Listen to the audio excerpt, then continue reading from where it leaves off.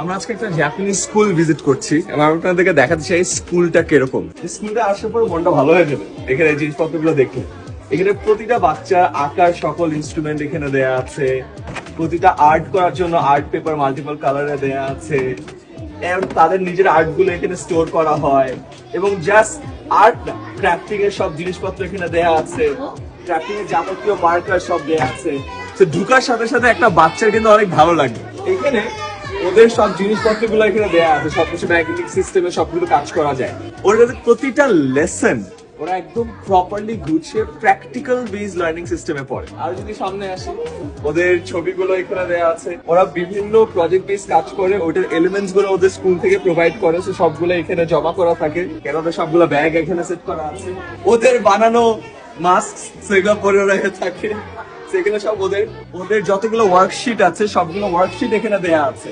তারপর যদি নিচে আসি, এখানে ওদের প্রতিটা প্রজেক্ট করার যতগুলো ইকুইপমেন্ট লাগে সবগুলো ইকুইপমেন্ট এখানে আগে থেকে স্টোর করা with there names on it, so that ওরা এখানে এসে সব কাজগুলো করতে পারে।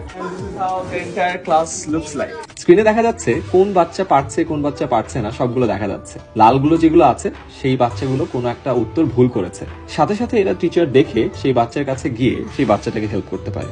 সব থেকে মজার ব্যাপার হলো এখানকার সকল বাচ্চা সবকিছুই পিবিএল এর থ্রুতে শিখে। পিবিএল মানে প্রজেক্ট বেসড লার্নিং। তারা কিছু করবে এবং সেটার মাধ্যমেই শিখবে। যেমন আমি যখন তাদের ক্লাসরুমে গেলাম, দেখলাম বোতলের মুখ দিয়ে তারা অনেক কিছু তৈরি করছে।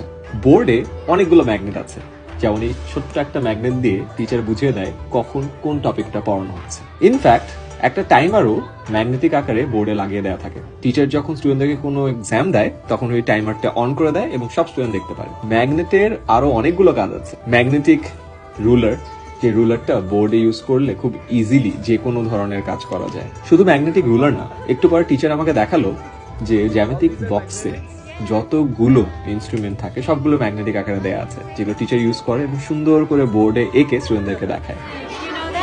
Yeah, it's the Kumon cards, right? এখানে খুব সুন্দর সুন্দর কার্ডবোর্ডে ম্যাথসের এক্সাম গুলো দেয়া আছে। টিচার মাঝে মধ্যেই এগুলো ব্যবহার করে। এরপর টিচার আমাকে একটা একটা করে আরো অনেক জিনিস দেখালো। যখন তিনি দেখলেন আমি অনেকটুকু অবাক হয়েছি যে কার্ডবোর্ড গুলো আছে সেগুলো দেখে। তারপরে টিচার আমাকে দেখালো আরো ছোট ছোট কার্ডবোর্ড আছে, সুন্দর করে ব্লক আঁকার জন্য ইনস্ট্রুমেন্ট আছে, স্টুডেন্টদের বিভিন্ন শেপ চেনানোর জন্য শেপগুলো আগে থেকেই কাটা থাকে। ইনফ্যাক্ট অনেকগুলো ইকুইপমেন্ট টিচার বললো যে স্টুডেন্টরাই ক্রিয়েট করেছে এবং ওটা দিয়ে পরবর্তী ব্যাচে স্টুডেন্টদেরকে পড়ানো হয়। এক কোনায় যেয়ে দেখলাম টিচার প্রতিটা স্টুডেন্টকে তাদের নিজস্ব একটা কি রিং আঁকতে দিয়েছিল এবং প্রতিটা স্টুডেন্ট একটা কাগজ শেক করে নিজেদের একটা ভার্জন এঁকেছে। সবাই সবার চেহারা আঁকার চেষ্টা করেছে, নিচে সুন্দর একটা ডিজাইন দিয়েছে। এরপর গেলাম ক্লাস 6 এর একটা ক্লাসরুমে। হোয়াইট বোর্ড দেখলাম। ওই বোর্ডে যে দেখলাম আরো অনেক ম্যাগনেটিক জিনিসপত্র। ছোট ছোট কালারফুল ম্যাগনেটিক পিন আছে, যে পিন দিয়ে অনেক কিছু মার্ক করা যায়। ম্যাগনেটিক রুলার আগেই দেখেছি, এখানে আরো ছোট ছোট ম্যাগনেটিক রুলার গুলো দেখলাম।